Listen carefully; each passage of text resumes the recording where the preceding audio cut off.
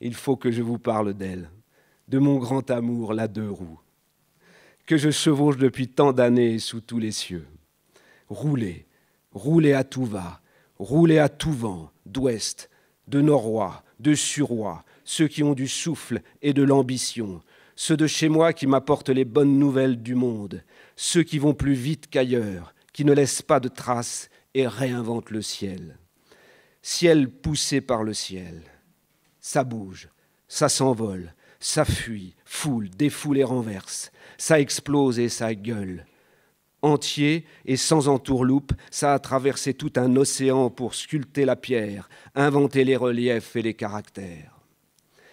Oui, roulez, roulez, roulez sur ma deux roues pour faire fondre la boule que j'ai au fond du ventre et toucher du doigt les jours meilleurs. Roulez, poussez sur le quadriceps, faire remonter les vapeurs de mes désirs et de mes impatiences pour les traduire en énergie positive. Depuis plus de 30 ans, je locomotionne la ville au quotidien avec elle, déroule et déboule sur le grand ruban gris. Près de tout, loin de rien, elle m'emporte et me rapporte, à jeun ou bourré, où je veux, quand je veux. Je file, me profile et me faufile entre les tôles, zigzag et m'insinue, me brèche et m'interstice.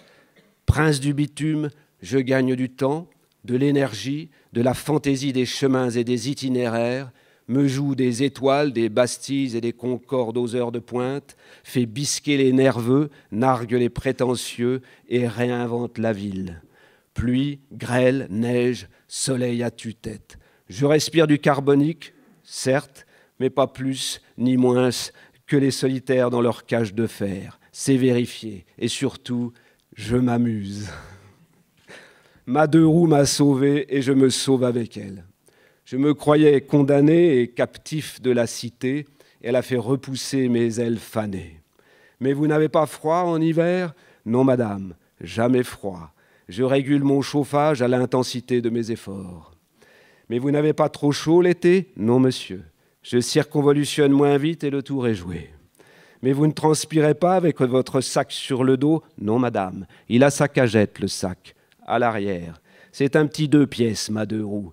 J'y transporte tout, des sacs et valises, des bois et matériaux, des tringles à rideaux, des vases de Chine, des oléagineux, des boules de cristal, des huiles essentielles et des pensées aériennes.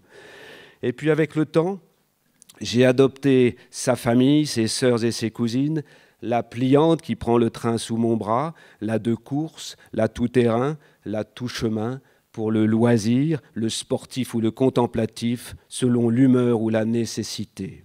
Mais vous n'avez pas peur avec toute cette circulation ? Non, monsieur, c'est eux qui ont peur de moi.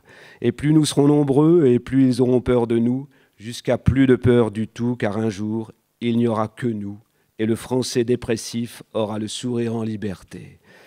Essayer, c'est l'adopter.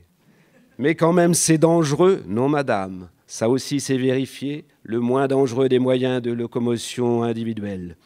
Et les feux rouges, c'est emmerdant, ça casse l'effort. Non, oui, monsieur, je suis d'accord, ça casse l'effort et c'est pour ça que je les brûle. Mais quand même, c'est dur. Non, madame, ce sont les 4 premiers tours de roue qui sont durs. Après, les jambes se dévergondent et s'envolent. Et puis, si vraiment c'est dur, c'est que vous n'avez pas la bonne deux roues. Changez-en.